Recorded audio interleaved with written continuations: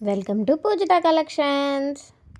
నేను ఇంతకుముందు కూడా ఒక కాసుల పేరు చేశానండి. అది చూడగానే నాకైతే వేర్ చేయాలనిపించింది. కాకపోతే అంత పెద్ద పెద్ద కాసులు వేసుకోవాలంటే ఏదోలా అనిపించింది. మీకు కూడా నాకులాగే అనిపించి ఉంటుంది అనుకుంటున్నాను. ఆ టైంలోనే నాకు ఈ ఆర్డర్ అనేది వచ్చిందండి.